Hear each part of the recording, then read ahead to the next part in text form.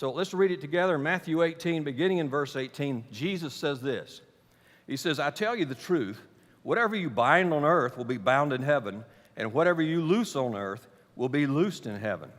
And again, I tell you that if two of you on earth agree about anything you ask for, it will be done for you by my Father in heaven. For where two or three come together in my name, there I am with them.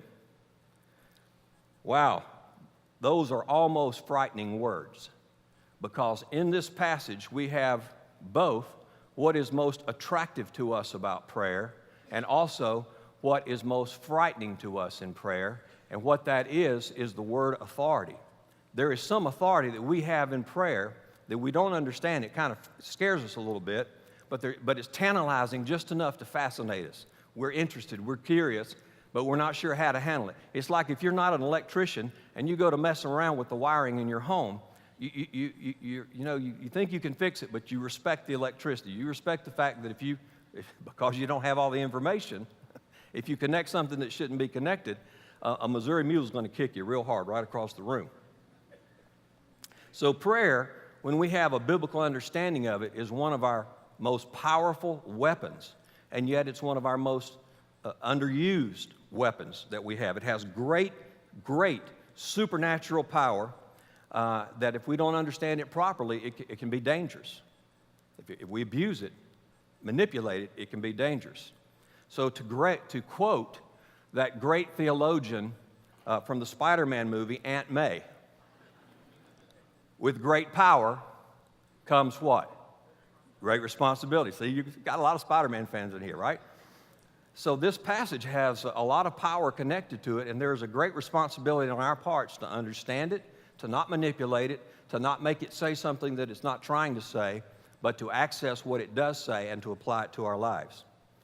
Jesus said, I tell you the truth, whatever you bind on earth will be bound in heaven, and whatever you loose on earth will be loosed in heaven.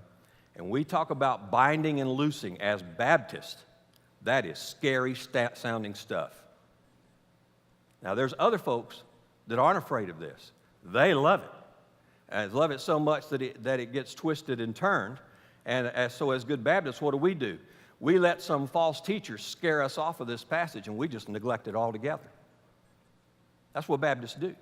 When we see somebody else manipulate a passage or abuse it, we just stay away from it. We don't know what to do with it, so we just ignore it. So can I say to you today that to manipulate the Word of God is sin, but to neglect the Word of God is also sin. So we're not going to let these folks bully us away today. We're going to tackle this thing. Nobody's going to bully us off of one of the great promises of the Lord Himself. And so the first thing I want you to notice here is that we here see an authority that is bound up in a mystery. It's bound up in a mystery.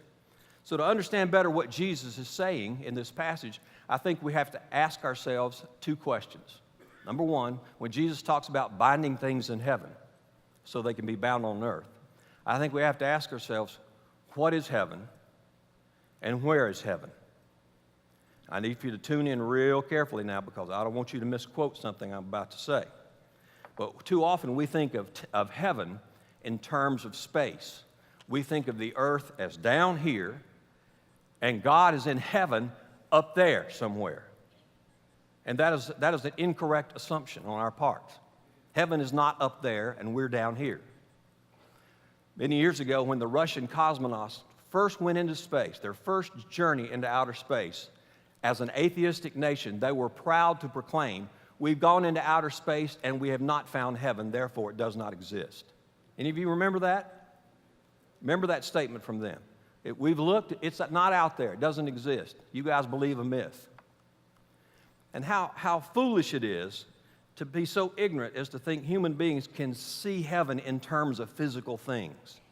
And yet as believers, we make the same faulty assumptions in our theology and in our conclusions when we take this verse to mean that down here on earth, we are given certain powers, and that when two of us come together and just have a same opinion about something, that God up in heaven somewhere is forced to ratify that decision and to do whatever we say.